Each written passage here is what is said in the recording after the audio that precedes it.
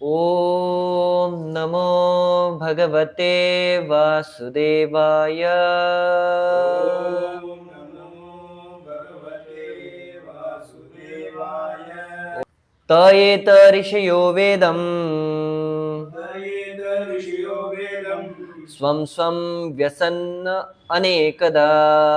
स्वं व्यस्यन् अनेकदा। शिष्ये प्रायश्चित्ते तच्छिष्यैर् शिष्यै प्रशिष्यैस्तज्जिज्ञै वेदास्ते शाखिनो भवन्।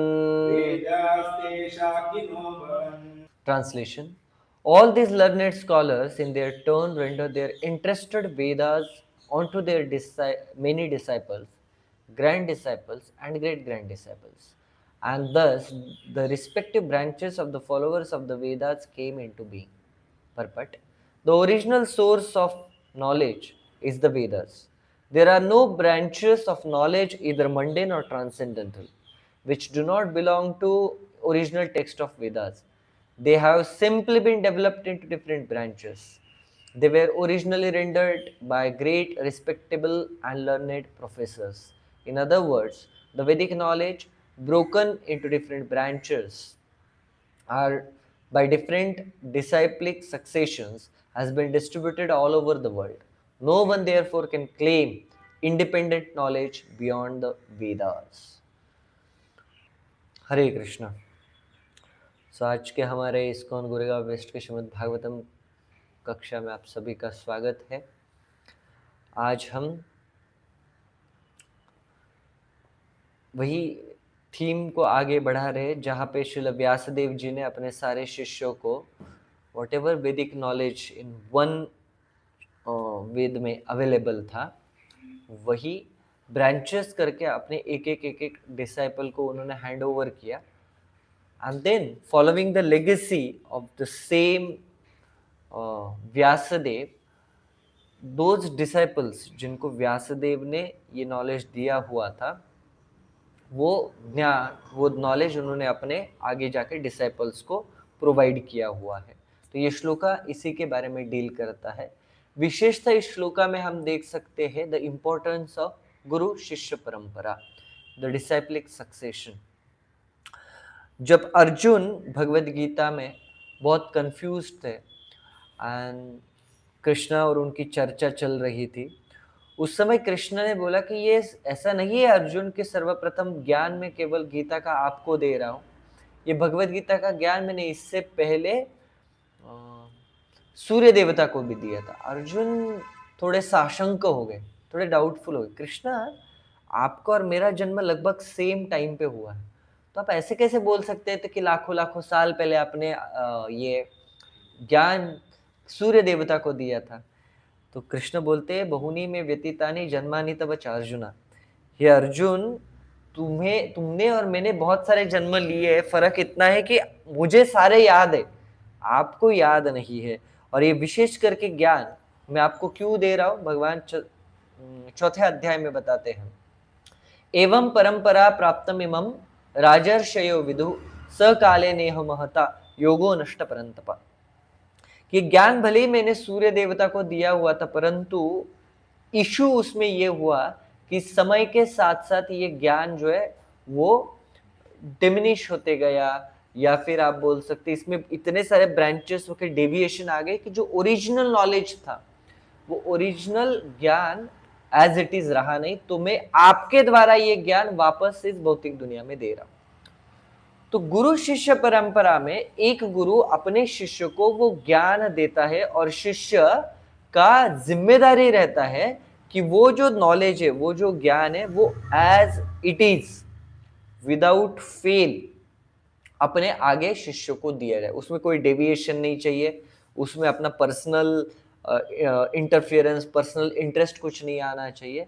जब वो होता है तब उस ज्ञान को हम एज इट इज यथारूप पद्धति से डिसाइप्लिक सक्सेशन में आगे लेके जाते हैं। अदरवाइज डेविएशन अगर चालू हो जाता है, अगर मैंने अपना पर्सनल इंटरेस्ट बताते हुए नहीं नहीं नहीं 16 माला मत कीजिए, आप 8 कीजिए करके हो जाएगा, मैं हूं ना, मैं आपको भगवत धाम लेके जाऊंगा, ये हो गया डेविएशन। थोड़ा थोड़ा थोड़ा करके ब्रांचेस खुलना। तो भौतिक जगत में चाहे it is a material knowledge और it is a spiritual knowledge, इन दोनों में भी एक प्रॉब्लम सबसे बड़ा रहता है, वो होता है डेविएशन।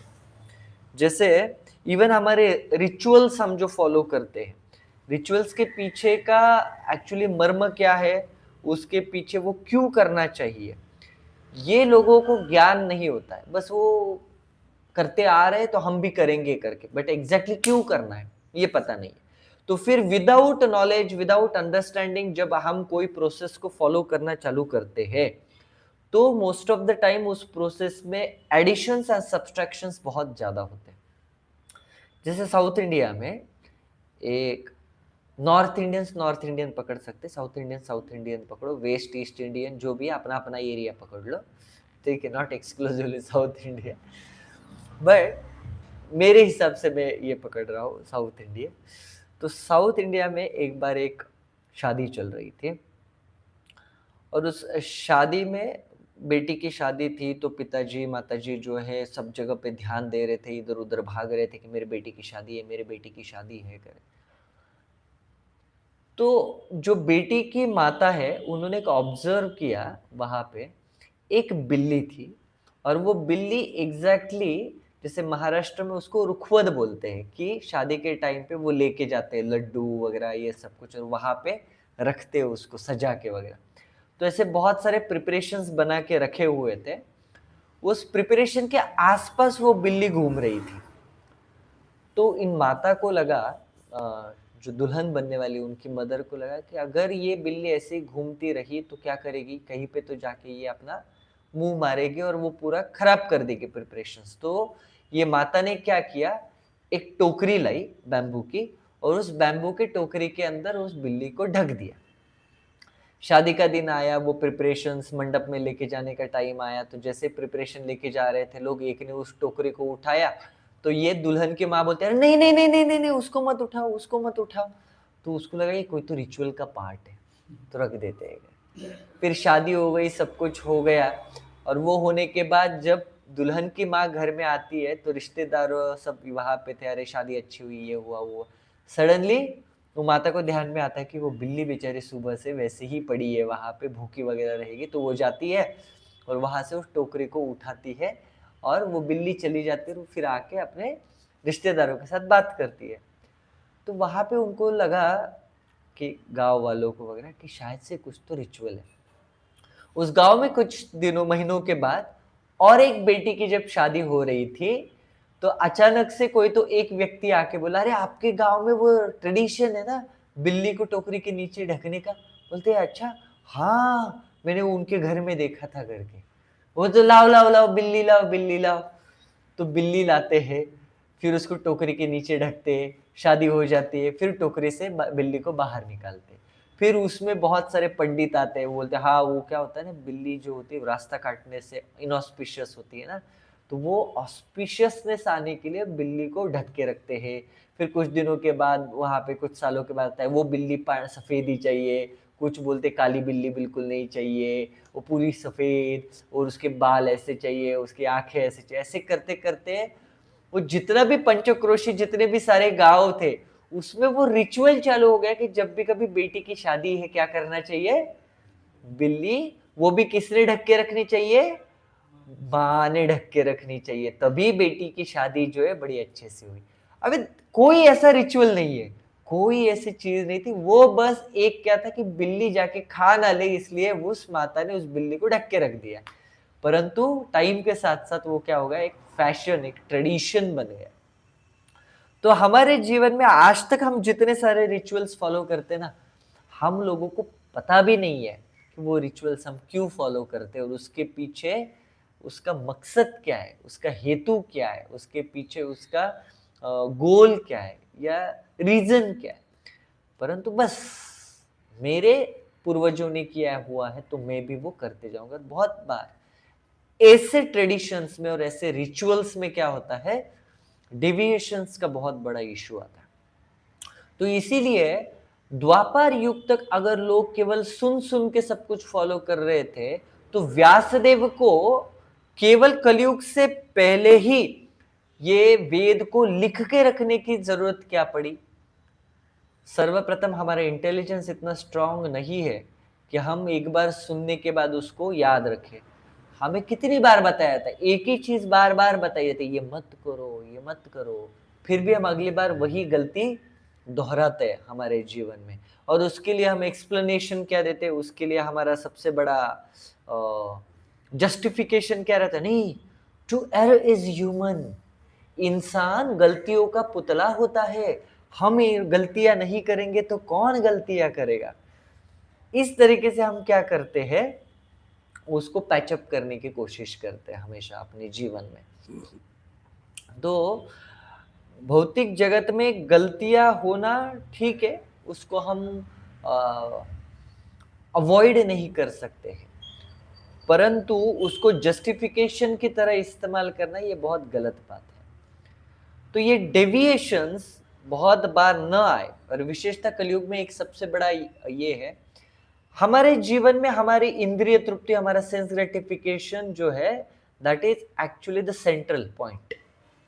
वो हमारा जीवन का सबसे दी मोस्ट गोल है, और उसके इर्द गिर्द जो भी चीजें उसके लिए फेवरेबल है, उन चीजों को मैं फॉलो करूंगा अपने जीवन में।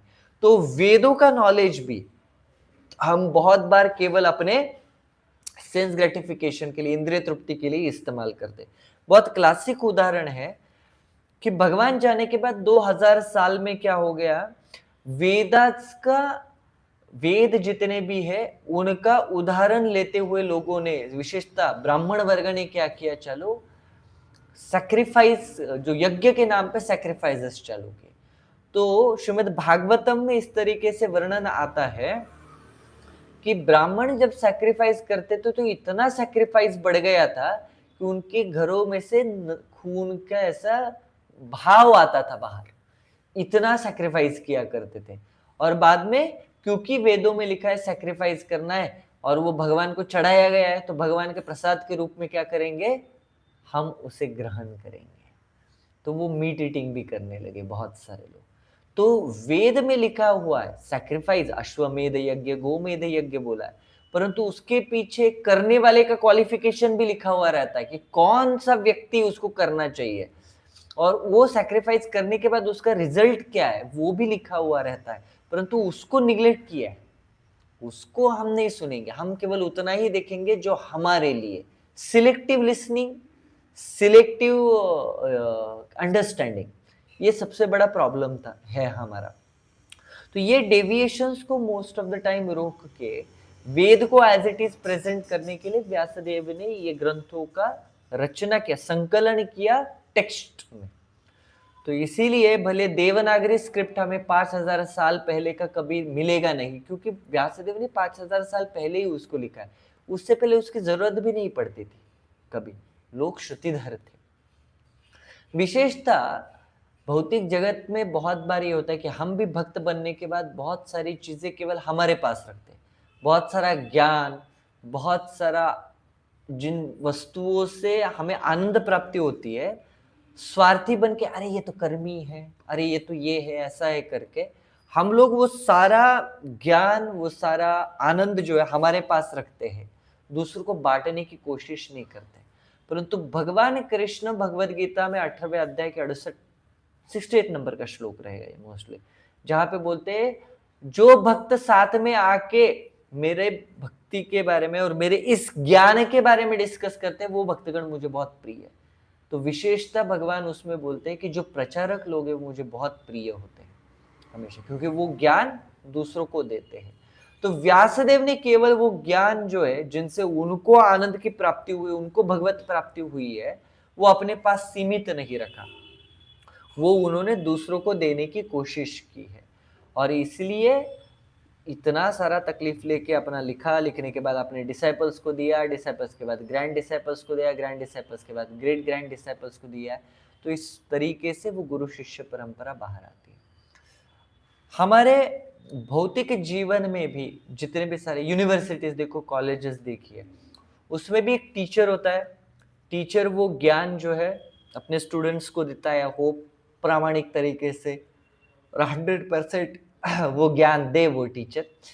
वो जो स्टूडेंट्स उसमें से ज्ञान ले रहे हैं उसमें से कुछ ऐसे स्टूडेंट्स हैं जो जाके आगे वो शिक्षक बनते हैं, फिर वो सेम नॉलेज जो है वो अपने शिष्यों को देते हैं, वो शिष्य फिर से टीचर बनते हैं, वो टीचर फिर से बन के वो ज्ञान देते हैं। तो भौतिक जीवन में भी अगर आपको ज्ञान की प्राप्ति करनी है तो उसके लिए गुरु शिष्य परंपरा होती है। हमारे घर में भी अगर ऑब्जर्व करेंगे तो भी गुरु शिष्य परंपरा होती है। जब शादी करके एक दुल्हन नई घर पे आती है तो उस घर के तौर तरीके, ट्रेडिशंस, रिचुअल्स वो माता जी को पता नहीं होते, तो उनको बताने का काम कौन करती है? उनकी सास करती है। तो सास अपने बहू को बताती है कि किस तरीके से हमारे घर में ये पर्टिकुलर रिचुअल फॉलो होता है, किस तरीके से इसको सेलिब्रेट किया जाता है। एंड फिर वो होने के बाद जब ये बहू आगे जाके सास बनती है तो वो अपने बहू को वो बताना चालू करती है कि मेरे सास ने मुझे इस तरीके से बताया था, मेरी सासू माँ ये पर्टिकुलर आइटम इस पद्धति से बनाती थी, वो बड़ा टेस्टी होता था, तब उन्होंने मुझे बताया ये इस तरीके से बनाते हैं करके। तो गुरु शिष्य परंपरा में हर एक नॉलेज जो है वो आगे बढ़ता है। अगर कोई बोलता है मुझे गुरु की जरूरत नहीं है, मैं केवल अपना इंडिपेंडेंटली नॉलेज गेन करूंगा, तो उसके लिए श्रील प्रभुपाद यहाँ पे तात्पर्य में क्या बोल रहे हैं कि in other words the Vedic knowledge broken into different branches by different disciplic succession has been distributed all over the world. No one therefore can claim independent knowledge beyond the Vedas. Polytheism is given by Vedas, monotheism is also given by Vedas, and the atheism is also given by the Vedas. See, the beauty of Vedic culture is that Vedic culture or Vedic tradition never gives up upon one person. Whatever may be your stage, whatever may be the understanding, and whatever may be the realizations you might have, Vedic culture accepts you and try to elevate you from that level or that particular stage to the next stage.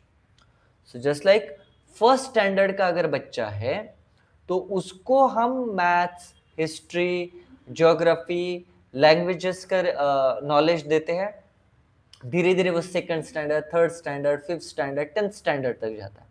10th standard के बच्चे को अलग knowledge रहेगा. First standard के बच्चे को कभी हम ये नहीं बताएंगे कि सी 1 + 1 = 1, ये 2 ये बताएंगे हम. उनको ये बताएंगे 3 - 2 = 1. लेकिन फर्स्ट स्टैंडर्ड के बच्चे को आप कभी ये नहीं बताओगे 5 - 7 = -2. वो नॉलेज उसको 5th स्टैंडर्ड में या 7th स्टैंडर्ड में या 8th स्टैंडर्ड में मिलेगा. जैसे जैसे उसका ब्रेन डेवलप होता है, नॉलेज बढ़ता है. जब वो 10th स्टैंडर्ड में जाता है तब उसको कॉम्प्लेक्स नंबर नहीं सिखाएंगे. I don't know nowadays what is the scenario on the syllabus, but हमारे टाइम पे 10th स्टैंडर्ड में कॉम्प्लेक्स नंबर नहीं थे. Then they were introduced in the 11th standard and 12th standard. Integration, derivation has been introduced in 11th and 12th standard. And then there is engineering mathematics, which is a way higher than other mathematics, right? तो जैसे जैसे व्यक्ति अपने जीवन में develop होता है वैसे वैसे उसको नॉलेज दिया जाता है. Similarly, in Vedic tradition, if somebody is totally engrossed into sense gratification and he is an atheistic person, still he is not rejected by the Vedic culture. There are the section of Vedas which seems to be talk like an atheistic, and that is given to those atheistic people. So at least they will have some kind of a Vedic cultural background or a touch into their life. So when they will follow this particular line process, they will be elevated. Then polytheism, demigods glorify किए हुए वैदिक कुछ पुराणों में, कुछ वैदिक text में करके, शिव जी महान है, ये महान है, वो महान है करके. क्यों? क्योंकि if somebody loves and has a devotion towards that particular form, we should provide him the facility to do that. Just like अगर किसी को बुक डिस्ट्रीब्यूशन में बहुत आनंद आता है तो naturally we provide that facility to person कि ये बुक डिस्ट्रीब्यूशन करे अच्छे से. If somebody likes to read and hear Shrimad Bhagavatam, we provide that facility. If somebody wants to do youth preaching, we provide that facility to that person, right? Then what happens? He feels nourished, he feels inspired, and he can contribute in the best way to the society and to the community, right? तो जिस व्यक्ति का जिस पद्धति का interest है, उसी तरीके से हम उस व्यक्ति को फैसिलिटी प्रोवाइड करते हैं, राइट? तो वैदिक ट्रेडिशन वही प्रिंसिपल फॉलो करता है. The principles are global, application is always a local, okay? But problem happens when something is made into a local, but you are trying to apply those principles globally, then that is a issue. If you are staying in a desert and if you have given a concession कि okay, in desert you don't have water, तो आप नहाओ तो कब नहाओ? हफ्ते में एक बार आप नहा सकते. So that is applicable locally. But अभी मुंबई जैसा एरिया जहाँ पे पानी मतलब ऐसा हाथ मारा नहीं तो पानी निकलता है, there is no scarcity of water. Mayapur जाओगे, गंगा के किनारे रह रहे हो, बट हफ्ते में एक बार स्नान करोगे. So that's not, that is what made it local. But when we said no, this is particularly made as a global, so everybody, even if you are staying on the island, still you should take bath once in a week, then that's not a good. So वो क्या बोलते हैं, every principles, most of the time religious principles are made according to the time, place and circumstances, and their application is always contextual, not textual. तो principles जो तत्व है वो global होते हैं एंड एप्लीकेशंस हमेशा लोकल चलते हैं, राइट? अगर कोई बोलता है नहीं प्रभु जी ऐसे कैसे, जुहू में श्री श्री राधा रासबिहारी मंदिर में आप देखोगे 6 टाइम आरती, 6 टाइम भोग होता है, आप यहाँ पे करते नहीं है करके, this is not good thing. अरे वहाँ पे कितने लोग हैं सेवा करने के लिए, पुजारीज कितने हैं, 1970 से टेम्पल चलते आ रहा है, वहाँ पे एक पर्टिकुलर अभी ये बनते जा रहा है, क्या एक लाइन बनी है, एसओपीज बने हुए हैं, and people are following that, right? But in Goregaon if there are only 1 or 2 or 3 people, it becomes very difficult, right? So we know the principle applicable है globally कि 6 time आरती, 6 time भोग होना चाहिए, परंतु can we apply it locally? No, it's not feasible for all of us. But in due course of time, in 10 years, when all of you will become a Brahmana Bhakta, Brahman initiated devotees, and then हमारे DTs आएंगे, हमारे पास resources आएंगे, जगह आएंगे, DT room, DT kitchen जब बनेगा, ठीक है, that is your responsibility only, not mine. ठीक है, बट जैसे वो बनते जाएगा, then we will apply all those principles, right? But till that time everybody understands that okay, 1 time aarti हो रही है, 2 time आरती हो रही है, भोग 2 time या 3 time हो रहा है, then that's nice. Okay, everything is going on. Right now we are focusing on preaching, and then slowly through our preaching जैसे भक्त आते जाएंगे, वैसे वैसे हमारे स्टैंडर्ड्स भी बढ़ते जाएंगे. But still we are good too, because His Holiness Bhakti Brihad Bhagwat Swami Maharaj was appreciating, Poonam Mataji was there and Maharaj was talking to her only. It's very nice. It's so nice that you are having Srimad Bhagavatam class every day in your center. कि ऐसे कितने सारे even विदेश में श्रील प्रभुपाद के time से मंदिर आ रहे हैं जहाँ पे फिजिकल भागवतम क्लास हो नहीं पाता है.